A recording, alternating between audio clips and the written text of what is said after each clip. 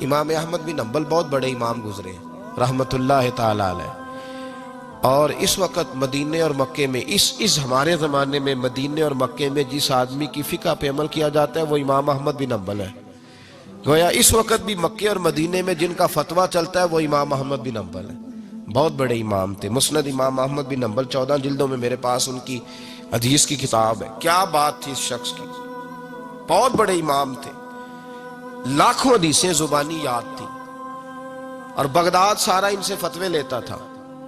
امام صاحب سے کسی نے پوچھا حضور کبھی پریشان بھی ہوئے فتویٰ دیتے؟ فرمانے لگے ایک بی بی آئی تھی مسئلہ پوچھنے، بڑا پریشان کر گئی۔ ایک بی بی مسئلہ پوچھنے آئی، بڑا پریشان کر گئی۔ لوگوں نے کہا حضور بی بی؟ فرمانے لگے میں نے گھر کے اندر جگہ بنائی ہوئی تھی، ایک پردہ لٹکتا تھا، اس طرف میں بیٹھتا تھا، اس طرف اگر کوئی عورت مسئلہ پوچھنے آتی تو پردے کے اس پار بیٹھ کے وہ بات کرتی تھی۔ روٹین میں عورتیں طلاق کے مسائل، گھر کے چھوٹے موٹے جو جھگڑے ہوتے تھے ان پر سوالات پوچھتی تھیں۔ میرے خاوند نے مجھے یوں کہہ دیا ہے تو اس کا کیا حل ہے؟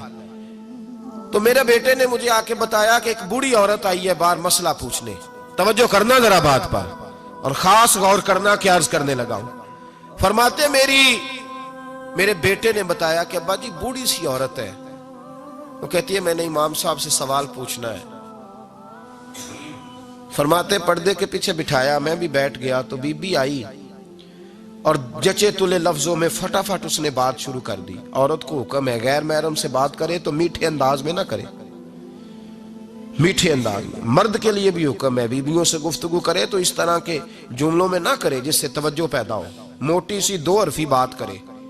یہ سارے میرے بھائی ان چیزوں کا دھیان رکھا کرے۔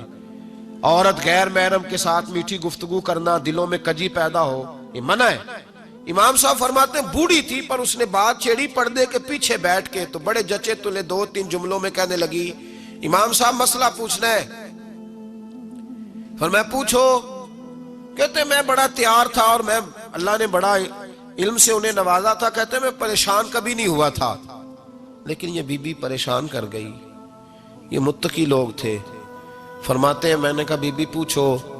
کہنے لگی حضور میں محنت کی کمائی سے روٹی کھاتی ہوں، چرخہ رکھا ہوا ہے، سوت کاٹ کے اس کی کمائی کھاتی ہوں، سارا دن مزدوری کرتی ہوں، کبھی کبھی کام رہ جاتا ہے تو 14ویں کے چاند کی روشنی میں چھت پہ بیٹھ جاتی ہوں تو چرخہ کاٹتی ہوں۔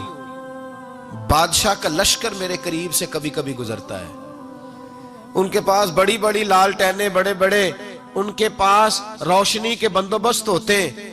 لشکر بادشاہ کا گزرتا ہے تو بہت بڑا لشکر ہوتا ہے، کئی کلومیٹر تک وہ گزرتا جاتا ہے، تو کئی دفعہ اچانک اس کی روشنی بھی میرے چرخے پہ پڑ جاتی ہے۔ مسئلہ یہ پوچھنا ہے کہ اس روشنی میں جو میں سوت کاٹتی ہوں اس کی کمائی میرے لیے حلال ہے کہ حرام ہے؟ امام احمد بن حنبل فرماتے ہیں میں تڑپ کے رویا۔ بی بی تو کبھی کسی نے پوچھا ہی نہیں، اتنی باریک۔ کہنے لگی بیوہ ہوں، بے اولاد ہوں، مزدوری کر کے روٹی کھاتی ہوں، پوچھنا یہ تھا۔ او بھائیو یہ بھی تو یہی وقت گزار کے گئے ہیں نا، یہ بھی وہی قرآن پڑھتے تھے جو ہم پڑھتے، یہ بھی اسی رسول کا کلمہ پڑھتے تھے جن کا ہم پڑھتے، یہ بھی اسی دین کے ماننے والے تھے جس کے یہ لوگ ماننے والے۔ ہم کدھر نکل گئے؟ پرواہ ہی نہیں، حلال حرام کی تمیز ہی نہیں۔ لیکن اولیاء اللہ کی صفت، حضرت امام احمد بن حنبل فرماتے ہیں میں چکرا گیا اور میں نے اس سے پوچھا پہلے تو اپنا تعارف کرا، تو ہے کون؟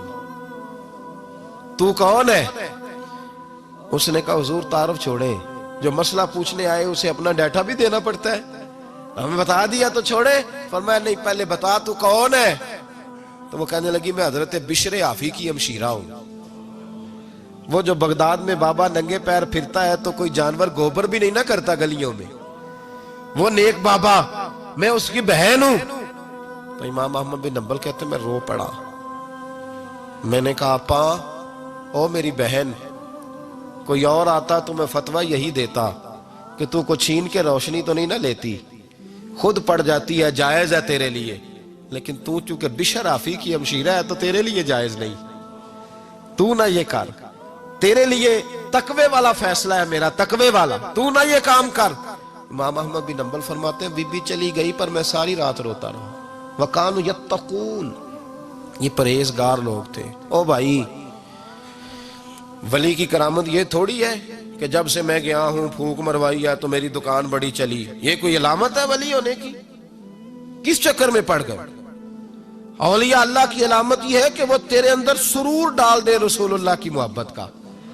ولی اللہ کی علامت اقبال کہتے ہیں وہی ہے تیرے زمانے کا امام برحق، جو تجھے حاضر و موجود سے بیزار کرے اور موت کی شکل میں دکھلا کے تجھے جلوائے یار، زندگی تیرے لیے اور بھی دشوار کرے، مشکل کر دے، تیرا مرنے کو دل کرے، تیرا دل کرے کہ مروں گا تو محبوب کے جلوے پھر سے نظر آئیں گے۔